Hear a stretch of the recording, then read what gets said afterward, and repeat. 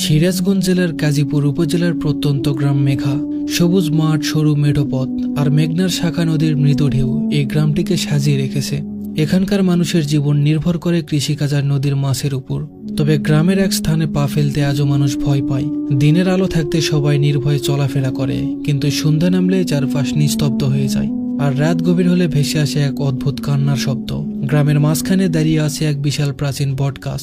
বটগাছটি যে কত পুরনো তা কেউই জানে না। কারো কারো মতে এটি 2 শতাব্দীরও বেশি পুরনো। তার বিশাল শাখা প্রশাখা আকাশ ছুঁতে চায়। শেকড় মাটির গভীরে প্রবেশ করে যেন ভূগর্ভের রহস্য খুঁজে বেড়ায়। দিনের বেলায় গাছটির নিচে মানুষজন বসে বিশ্রাম নেয়, ছোটরা খেলাধুলা করে। কিন্তু রাত হলে গাছটি যেন তার আসল রূপ ধারণ করে। গ্রামের মানুষ বলে রাতে গাছের নিচে গেলে আর ফিরে আসা যায় না। প্রথমে সবাই ভেবেছিল হয়তো এটি মানুষের কল্পনা, কিন্তু কয়েক বছর ধরে এমন ঘটনা ঘটতে থাকলো যা পুরো গ্রামের রাতের ঘুম কেড়ে নিল। রাতের নিস্তব্ধতা ভেঙে হঠাৎ কান্নার আওয়াজ শোনা যেত, কখনো ফুপিয়ে কাঁদার মতো, কখনো করুণ আর্তনাদের মতো। যারা সাহস করে এগিয়ে যেত তারা আর ফিরে আসতো না, কিংবা ফিরে এলেও তাদের চোখের দৃষ্টি শূন্য হয়ে যেত। একসময় গ্রামের ধনী ব্যক্তি হাজী সাহেব ঘোষণা দিলেন, এটা নিছকই অলৌকিক গল্প, অযথা ভয় পাওয়ার কিছুই নেই। গাছের শেকড় আশেপাশের ফসল নষ্ট করছে, এটা কেটে ফেলতে হবে। সকালবেলা 5 জন কাঠুরে এলো কুড়াল হাতে, কিন্তু প্রথম কোপ দিতেই তারা চমকে উঠল। গাছের গা থেকে বেরিয়ে এলো গাঢ় লাল রঙের তরল, দেখতে একদম মানুষের রক্তের মতো। কাঠুরেরা আতঙ্কে পিছু হটে গেল, কিন্তু হাজী সাহেব হেসে বললেন, তোমরা এত ভয় পাচ্ছ কেন? এটা স্রেফ গাছের রস। তবে ঘটনাগুলো ধীরে ধীরে অস্বাভাবিক হতে লাগলো। কাঠুরেদের একজন রাতে প্রচন্ড জ্বরে আক্রান্ত হলো। পরের দিন আরেকজনের হাত কেটে গেল, যদিও সে খুব সাবধানে কাজ করছিল। তৃতীয় দিন তারা যা দেখলো তাতে তাদের শরীর ঠান্ডা হয়ে গেল। গাছের কাটা অংশ রাতারাতি আবার আগের মতো জোড়া লেগে গেছে, যেন গাছটি নিজেই নিজের ক্ষত সারিয়ে তুলেছে। সেই রাতেই কাঠুরে আব্দুল করিম একা গাছ কাটতে গেল, কিন্তু সকালে আর তার খোঁজ পাওয়া গেল না।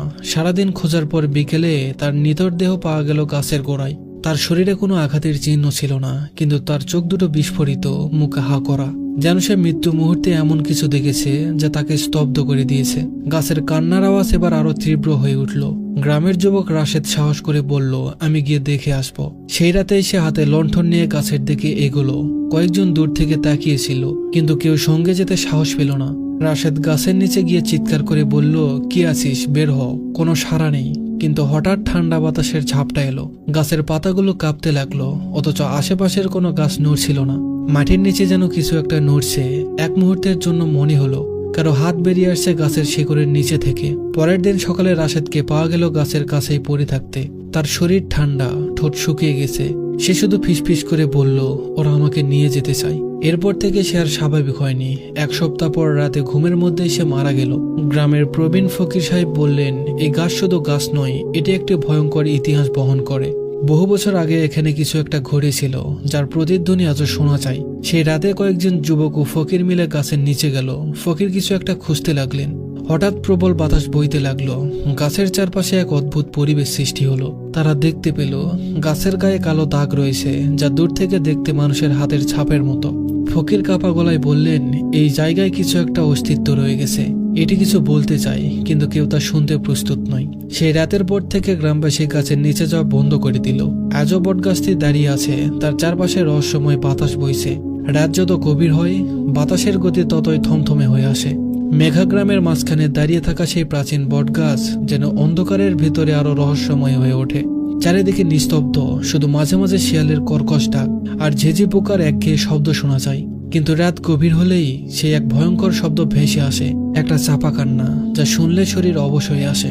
প্রথমে মনে হয় যেন কোনো শিশু ফুপিয়ে কাঁদছে। সেই কান্না করুণ, যেন কেউ হারিয়ে গেছে, সাহায্য চাইছে। কিন্তু সময় যত বাড়তে থাকে, সেই কান্নার আওয়াজ বদলে যেতে থাকে। ফিসফিসানি, গভীর শ্বাসের শব্দ, অদ্ভুত গোগানি, সব মিলিয়ে এমন এক পরিবেশ তৈরি হয় যা সহজে বর্ণনা করা সম্ভব নয়। অনেকেই কৌতূহলবশত গাছের কাছাকাছি গিয়ে সেই কান্নার উৎস খোঁজার চেষ্টা করেছে, কিন্তু তারা যা দেখেছে তার কাউকে বলতে পারেনি। একবার গ্রামের রুহুল নামের এক সাহসী যুবক শপথ করেছিল, আমি নিজে গিয়ে দেখব এটা আসলে কি। সে রাতে সে হাতে লণ্ঠন নিয়ে গাছের দিকে এগোলো। কয়েকজন দূর থেকে তাকিয়েছিল, কিন্তু কেউ সঙ্গে যেতে সাহস পেল না। গাছের নিচে পৌঁছে রুহুল কান পেতে শুনল শুধু বাতাসের শব্দ। কিছুক্ষণ অপেক্ষার পর সে জোরে বলে উঠল, কি আছিস, বের হ। কোনো সাড়া নেই। কিন্তু হঠাৎ গাছের ডালপালাগুলো কেঁপে উঠল। চারপাশের কোনো গাছপালা নড়ছিল না, কিন্তু সেই বট গাছের পাতা প্রচন্ড শব্দে দুলছিল। গাছের গোড়া থেকে যেন মাটি ফুঁড়ে কি যেন বের হয়ে আসছিল। লণ্ঠনের আলোয় রুহুল দেখতে পেল মাটির নিচ থেকে উঠে আসছিল কিছু শুকনো কালচে আঙুলের মতো শিকড়। সে দৌড়াতে গিয়েও থমকে গেল। তার পায়ের নিচের মাটি যেন শক্ত হয়ে গেছে, যেন কিছু একটা তাকে ধরে ফেলবে। তারপরের দিনে সকালে রুহুলকে পাওয়া গেল গাছের গোড়ায় পড়ে থাকতে। তার শরীর ঠান্ডা, ঠোঁট শুকিয়ে গেছে, চোখ দুটো বিস্ফোরিত আর মুখ হা করা। সে যেন মৃত্যু মুহূর্তে এমন কিছু দেখেছে যা তাকে স্তব্ধ করে দিয়েছে। সেই রাত থেকেই কান্নার আওয়াজ আরো বেড়ে গেল। গ্রামের প্রবীণ ফকির বললেন, এই গাছ শুধু গাছ নয়, এটি একটা ইতিহাস বহন করে। আগেই বলেছিলাম, বহু বছর আগে এখানে কিছু এমন ঘটেছিল যার প্রতিধ্বনি আজও শোনা যায়। কিন্তু কি সেই ইতিহাস? এক বৃদ্ধা একদিন ফিসফিস করে বলছিলেন, অনেক অনেক বছর আগে এই জায়গায় এক পাষাণ্ড জমিদার বহু মানুষকে হত্যা করেছিল। তারা মুক্তি প্রার্থনা করেছিল, কিন্তু কেউ তাদেরকে সাহায্য করেনি। সে আর্তনাদ আজও বাতাসে ভেসে বেড়ায়। সত্যিই কি তাই, নাকি এই গাছের শেকড়ের নিচে লুকিয়ে আছে আরো ভয়ঙ্কর কিছু? কেউ জানে না, কিন্তু সবাই জানে রাতের গভীরে কেউ যদি একবার গাছের ছায়ায় ঢোকে, তাহলে সে আর আগের মতো থাকে না। আজও গাছটি দাঁড়িয়ে আছে, তার চারপাশে রহস্যময় বাতাস বইছে। রাতের অন্ধকারে কেউ কেউ বলে তারা গাছের নিচে অদৃশ্য কারো ছায়া দেখেছে। কেউ বলে তারা শুনেছে নিঃশ্বাসের শব্দ, আর কেউ কেউ বলে তারা অনুভব করেছে গাছের নিচে কেউ বসে তাদের দিকে তাকিয়ে আছে। কিন্তু সাহস করে এগিয়ে যাওয়ার মতো মানুষ আর কেউ নেই। কেউ আর জানতেও চায় না গাছটি কেন কাঁদে।